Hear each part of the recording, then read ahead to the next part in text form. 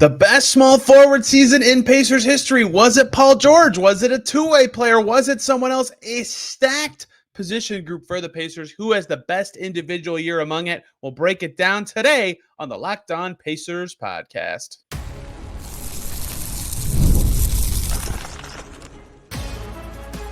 You are Locked On Pacers, your daily Indiana Pacers podcast, part of the Locked On Podcast Network, your team every day. What up, y'all? Happy Friday. Congrats. You made it through the week, and welcome into another edition of the Locked On Pacers podcast, where we, of course, talk about the Indiana Pacers. As always, my name's Tony East. I cover the team for Forbes and SI, and today we're continuing the historic best seasons in Pacers history. Today, looking at small forwards. This will give us halfway through the episodes of this.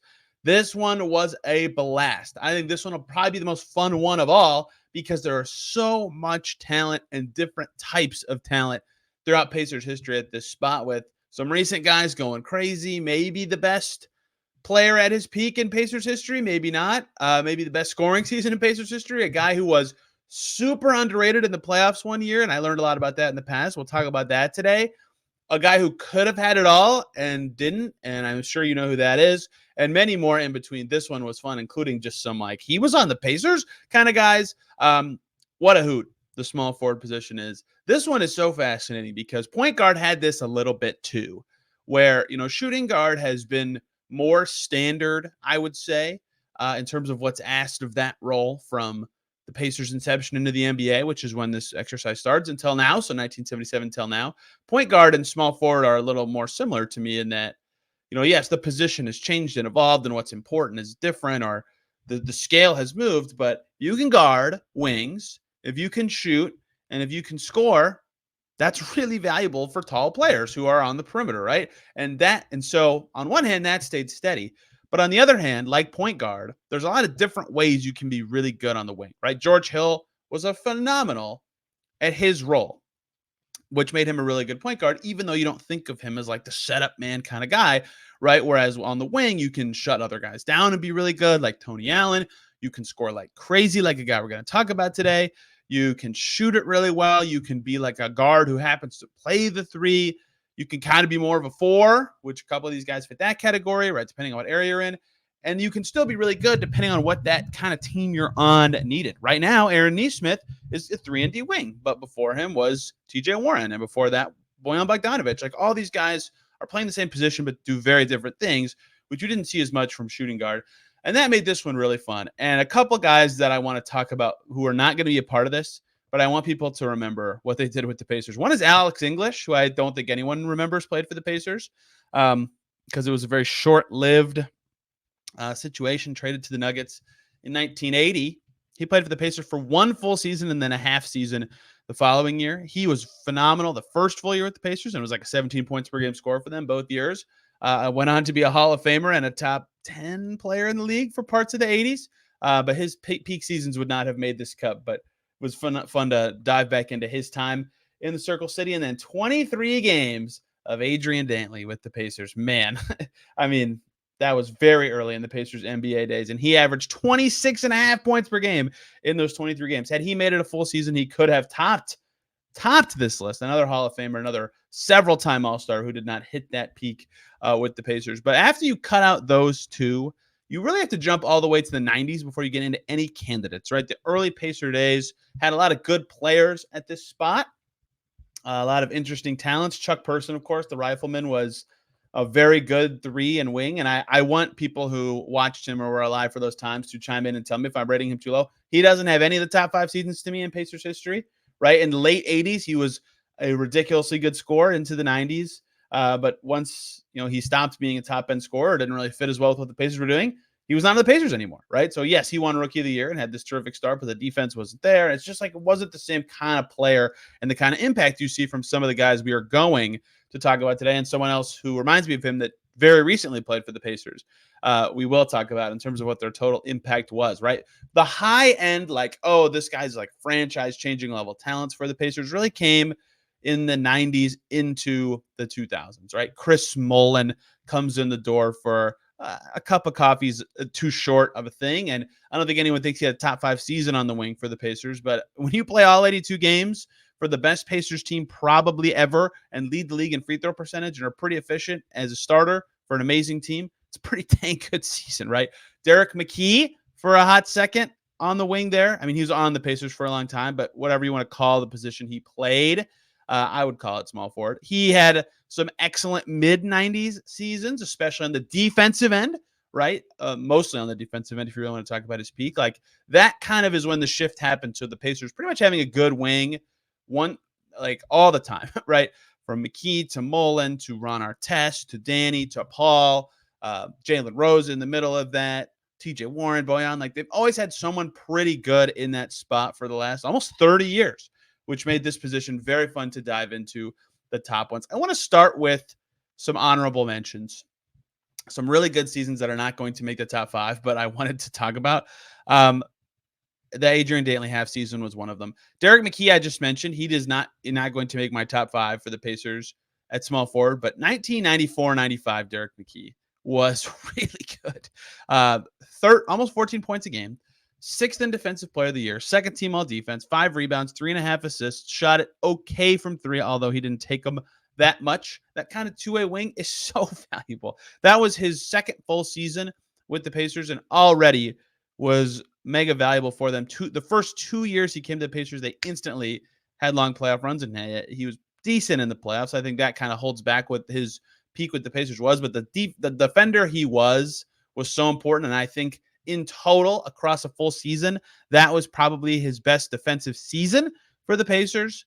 Diving back when I dove back into all that stuff, and he was moderately efficient and finished plays. Not a top 5 season, but a very good one there for Derek McKee. The only full season the Pacers saw, and full season is still relative, of TJ Warren was actually phenomenal. For over 40% from 3, 20 points, 4 rebounds a game. And people will forget, this will get lost to history because of the way his career really turned. He defended his tail off. That really happened. He was a good defender for the Pacers that year. He was so good. And obviously the peak bubble run where he made the all bubble team, which is like somehow a thing that happened, was just ridiculous. Who is that player? Who was that guy? It was unbelievable what he did in that stretch. Never turned it over. Over 60% true shooting on like kind of high usage on a team that needed him to be that because Vic was in and out and Brogdon was in and out. Him and Sabonis were just terrorizing. The team had a top 4 seed in the East. TJ Warren that year was phenomenal. Not a top 5 small forward season, but a very good one.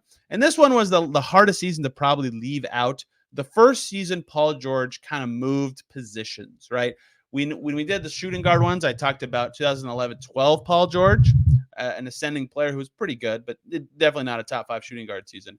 2012-13 was Paul George's first All-Star season. That's the year he won Most Improved, All-NBA, 2nd team All-Defense. Really good year. Like, look at that accolade list. And the Pacers were obviously phenomenal. I don't think that's among his top 2 or 3 seasons with the Pacers, amazingly enough, and it's not going to make the top 5 here. I would like people to tell me if they think I'm wrong. Paul George seasons are very hard to kind of differentiate for lots of reasons, right? Playoff success was phenomenal in 2012-13, right? That was really his coming out party. They were awesome. The Pacers were awesome that year in the playoffs. And then once again, the next year, I have different opinions of his best season with the Pacers. I think that one maybe should be in the top 5. It's so hard to just cut these Paul George seasons up and decide which one was truly the best when like the regular seasons were better, but the playoffs weren't. We'll get there and I'll let you guys debate this as well. But those are my just outside the top 5s. The first year Paul George was an all-star when he was really dang good, but not at the like, oh my gosh, kind of level yet. Makes that. But the top 5, you're going to hear a lot of Paul George, and you're about to hear a guy who I don't think many people know how good Jalen Rose was in 2000. And I'm about to tell you, but before we get to that, hey, everybody, need to quickly tell you about the good folks over at FanDuel. You've heard us talk a lot about FanDuel. They're America's #1 sportsbook. Well, guess what? We have something a little different for you because now through September 22nd, almost a month, all FanDuel customers came at $5. Hop on FanDuel, bet $5. Guess what? You'll get a 3-week free trial of NFL Sunday Ticket from YouTube and YouTube TV. 3 weeks to watch whoever. your favorite teams. The Colts, if you're listening to this, are probably your favorite team, but maybe not. And if you get a YouTube TV base plan, you'll be able to watch every regular season Sunday afternoon at a market game. All you need is a Google account and a current form of payment. You can cancel any time. To get that offer, just visit FanDuel.com/lockedon. You can bet $5, get 3-week free trial of NFL Sunday Ticket. FanDuel.com/lockedon to download America's #1 sportsbook. We are back here on Locked On Pacers. Thanks for making us your first listen today and every single day. Hope everybody's getting excited about a long weekend. For your second listen, check out Locked On Warriors. Steph Curry extension. What? A 1-year extension. Kind of rare. Makes a lot of sense. Lines up their contracts. Locked On Warriors will have more on the big move out of Golden State. That one is very, very interesting to me. I hope Steph plays for the Warriors his whole career. I don't want to have to think about him in a different uniform. Okay, top 5 Pacers seasons by a small forward. We start at 5 as we do, and I teased it coming into this. Jalen Rose. It had a really great Pacers peak. That was hard to say, right? He had a better regular season. That first full year with the Bulls. That's great. That's cool. 22 points a game is a lot. I remember thinking he was the greatest player ever in NBA Live 2004. And he might have even had a regular season with the Pacers. He played 80. Let me be clear about this. He played 83 games in 2002 because of a trade. 2001 was his career high in points per game. That's all great. The 2000 season. And by the way, thank you everybody who talked to me about Reggie Miller at the shooting guards episode. I have moved on the list Reggie Miller's 2000 season into the top 5 because of that, because of the finals run. Jalen Rose won Most Improved Player in 2000. He finished 13th in MVP. He averaged 18.2 points, almost 5 rebounds, and 4 assists per game. That's awesome. That's a great, stop there. That's a good season, right?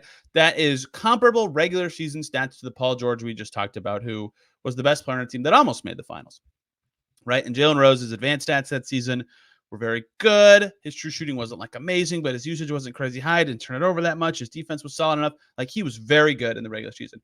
Here's what makes that Jalen Rose season, A, to me, his best with the Pacers, and B, the reason he's cracked the top 5.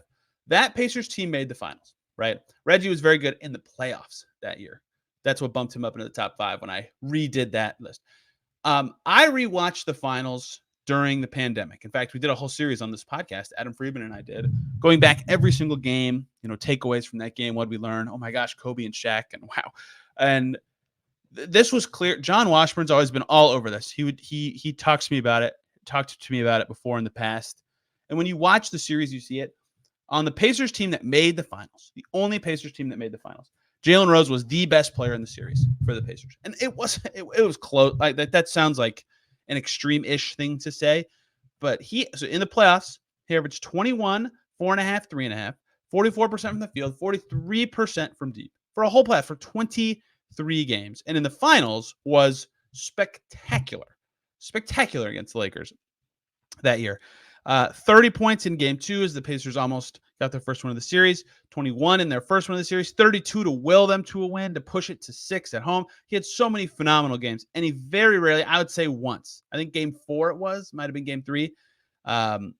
Yes, it was game 4. It was their home game that the Pacers lost. He kind of stunk it up in that one, but in general, he was terrific in the finals, right? And many have argued, and I think they're right, the best player in that actual series for the Pacers, and very good in that playoffs. So with the playoff bump, because the next season when he was better in the regular season, the Pacers did not do very well in the 2001 playoffs. Oops. We don't talk about that. That was his best season with the Pacers, and that is the 5th best season to be on the wing for the Pacers, is Jalen Rose in 2000. You make the finals, you get that kind of history. Congratulations. Moving up to number 4, we get to a guy that a lot of you watched play, Danny Granger. Holy smokes. Peaked in a lot of Most Improved Player at this position for the Pacers. Last one we just did was Jalen Rose's Most Improved Player season. This one is Danny Granger's Most Improved Player season, which is crazy because he got Most Improved Player votes the year before. And then he did it again in 2009. His only All-Star season. Injuries suck. It ruined it. He could have had more. He could have been at this peak for maybe a little longer, right? He only played over 70 games once after 2008. That sucks because 2008, 2009, Danny Granger, 26 points per game. like that number doesn't seem as high now in the modern NBA because these stars don't like handle it more and they finish more plays and everything's more efficient, more spread out. In 2009, Danny Granger, that is insane given what that team was. That was not a playoff team. The team did not have enough spacing to actually do anything. Right? The Pacers finished 18th in offense that year. Starting with Danny Granger on that team was Troy Murphy, Jarrett Jack, Marquise Daniels / TJ Ford, Roy Hibbert when he came into the starting lineup later in the season, sometimes Jeff Foster, right? Do I need to keep going? Not a good group. Some ascending players to a later good group, but not a good group at the time. And Danny Granger could get to his shots and score 26 points a game. 5 boards too. That's really good. In fact, that season, he had almost 30% usage, 29.6. I'm just going to say 30. 30% usage, 58% true shooting. That is insane. Paul George, for reference, the first season he got close to 30% usage with the Pacers was 2013-14. He was at 55% true shooting. He only had one season close to that true shooting for the Pacers. It was his last season with the team when his defense started to taper off to like Danny Granger's defensive level. 08-09 Danny Granger was an insanely good player. And it's a shame that this peak didn't last for longer. In fact, that season, I somehow have the tab lost. I believe it was 6, and that is correct. There were 6 players who averaged 25 points per game or more in the NBA that season. Dwayne Wade, The Flash, LeBron, Kobe, Dirk, Kevin Durant, and Danny Granger. And Danny Granger played the fewest minutes per game of that crew. Just bananas that he is even in that mix. Per 36, right? Because I just mentioned the minutes thing. Let's go look at per 36. Danny Granger, 4th in the league. Ahead of Dirk, ahead of Carmelo, ahead of Kevin Durant. Right on Kobe's tail. It was Wade, LeBron, Kobe, and Danny Granger. Not a kind of flash in the pan, as with a lot of these guys, right? TJ Warren flash in the pan, Dantley, English flashes in the pans, a short cup of coffee for Mullen, and McKee was longer. But, Granger's peak, so short. The next year, he was very good and wasn't an all-star, and he wasn't as good as he was in this season. But this was an insane level for a player that it was like, huh? He improved a lot the year before and then did it again. Danny Granger was absurdly good for the Pacers at his best. It's a shame that it never we had a little tiny glimmer of it, watching this team, but we never got to see Danny and Paul truly terrorizing together. The 2012 postseason was there. 2014 postseason, Danny was just not. He was with the Clippers, obviously. 2014 postseason could have been it. Obviously, trade happens. What could have been? But man, it was hard to put this at 4 because peak Danny was so good. Top 3, 2 Paul George seasons in here. I could have had 3 Paul George seasons in the top 5. Honestly, the tiebreaker between 2000 Jalen Rose and 2013 Paul George was how many Paul George seasons do I want in the top 5? In 3rd place, Paul George. 2016. Parsing through the PG seasons is pretty hard, but the context of 2015-16 PG was nuts, right? So even in retrospect, right, he obviously went crazy the second he got to the Thunder from a scoring perspective. At the time, this was Paul George's best scoring season, 23 points a game. He actually beat it the next year, but was not as good of a defender. He came back from the Team USA stuff where he played 6 games the year before. And it's such a down year for the Pacers, such a bummer, right? Hey, it got a Myles Turner. That's nice. But it's still paying dividends to this day. He comes back from that to be the best scorer he's been, ups his 3-point volume by a fair amount, and still is making them at a crazy level. 7 rebounds a game, which was his second best of his entire Pacers tenure.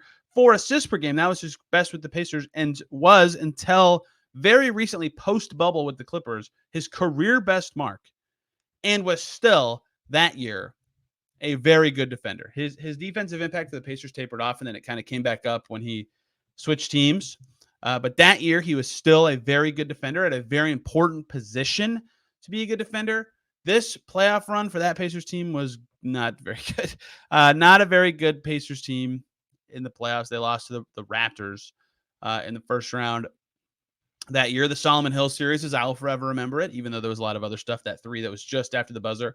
But even in that playoffs, guess what? Paul George, pretty dang good. 27 points per game in that postseason in a 7-game series, which they lost. Had they won that series, I think Paul George would be remembered much more for this season that this was, where he was a terror. He got better at a lot of little stuff. He was an all defense level guy, 3rd-team All-NBA. That was his thing, I think 3rd All-NBA team. Ridiculously good season. Two-way talent like that, scoring at that level, and maintaining it into the playoffs is so remarkable. It's so rare that actually happens. And it happened for Paul George the year after the Team USA stuff. Remarkable year. And it's crazy that it's third for the Pacers. 2 more to go. We'll talk more about Paul George and one more guy who I bet a lot of you have figured out by now. But unfortunately, the top 2 Pacers small forward seasons, 2 very unpopular Pacers. Let's get to it.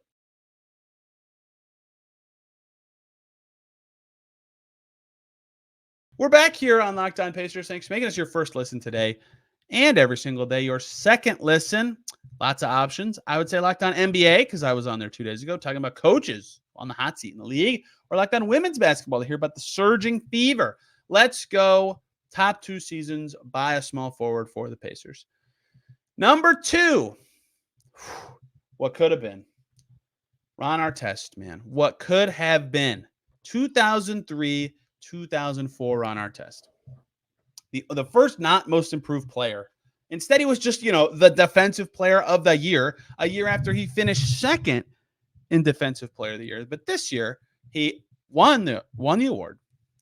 18 points a game, 5 rebounds, 4 assists, could skate into the lane and actually score really well, played in 73 games, and that team was dang good and had a really nice 15-game playoff run that ended in heartbreak. But this season from Ron Artest was maybe the best 2-way regular season we've seen from a Pacers wing. I mean, remarkable. I think the first Pacers game I ever attended when my family moved to Indiana, when I don't remember how old I was. I can do math. 8, 9. Was him going crazy against the Spurs. I remember they beat Tim Duncan. But this was certainly his best season with the Pacers because it was a full season that he actually played the entire time and was at this level. And to have a defensive player of the year, this always stands out to me too. Most improved player votes 2 years in a row, right? Same thing that happened with Danny.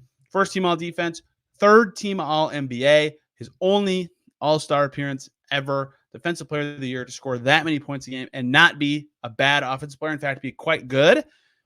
Insanely good season for Ron Artest. Some advanced stats say that this was the 3rd best Pacers small forward season ever, with some right behind Paul George level stuff. BPM has it way up there also. BPM loves Ron because of 2-way play. You know what else BPM loves?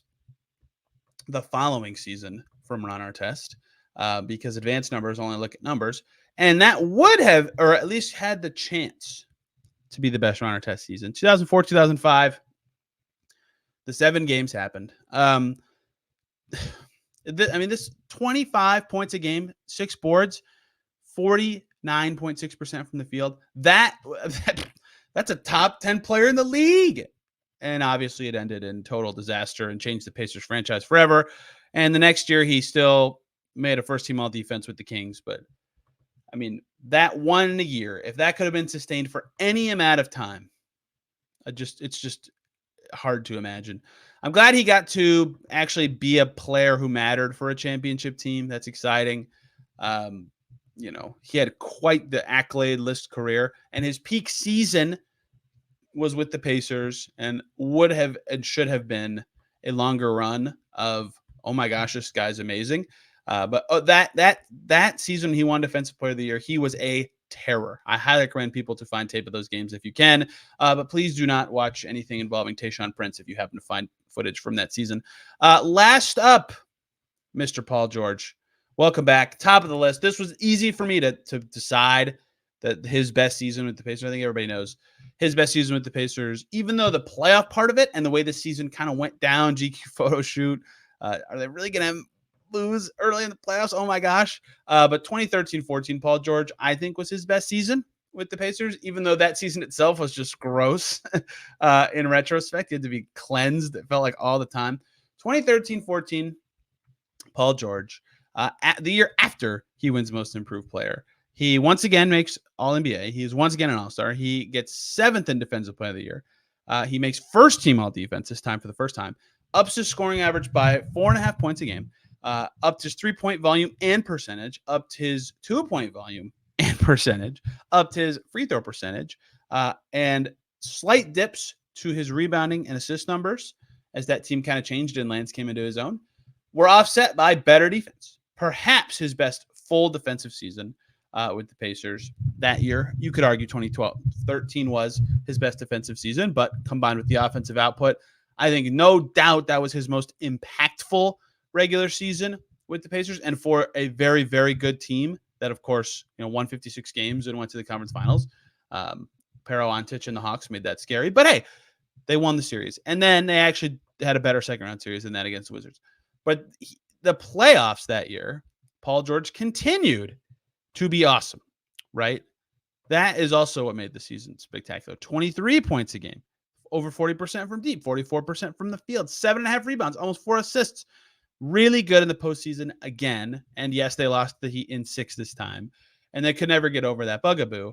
But that was his best regular season, postseason combo for the player that, in my opinion, was the best small forward to ever play for the Pacers. And this, to me, was his best season individually in total, even though I think everybody would say, and this is sort of related to expectations for a team, but 2012-13, way better vibes, right? For the whole season was more fun. They were 1 game from the finals, right? The ascent, the respect from LeBron, right? Oh my gosh, Paul George has arrived. And then the next season, expectations were there, and they made the trade, and it was gross. It wasn't the same, even though the result was nearly the same. But individually for PG, I think 2013-14 was his best season with the Pacers. He had better scoring seasons, right, in his last 2 years with the team, but they were not nearly as good defensive seasons. Again, first team all defense in 2013-14. He had higher scoring outputs in the playoffs, but only for 1 round series, right? Both of his last 2 seasons with the Pacers were phenomenal individual scoring numbers, but the Pacers lost. They only played 11 total games in those postseasons. He played 19 playoff games in just 2013-14. And the year before he played that, he played 19 playoff games as well. So you can, and I'm going to make the same request that I did for Reggie. I obviously have been watching the NBA for like 15 years now, but if you were way more into it back then than I was, which is possible because I was not that old, what do you think? I'm curious. People think the best Paul George season was with the Pacers, because his best regular seasons did not overlap with his best postseasons. And the vibe of his best season to me did not feel like that, right? Even though it was. And then I also am requesting input from people who know more about the Chris Mullin and Derek McKees of the 90s, right? Are they more warranting of this conversation? How would you shovel the top 5? I'm curious, because they had so many guys who were like, wow, what a season, that never hit it again, right? I already talked about Ron and Danny and Jalen Rose. Even his peak at least lasted for another year. He had another full season with the Pacers. He had some before that weren't nearly as good, but that team had an awful, awful playoffs, right? A disaster, losing to the Sixers in 2001. So it's hard to rank that one the same way. So what do you guys think? Like, is this fair? Is it fair to give Jalen all the credit for that final series? Am I giving Paul George seasons the wrong order? Am I putting too much stock into Defensive Player of the Year on our test?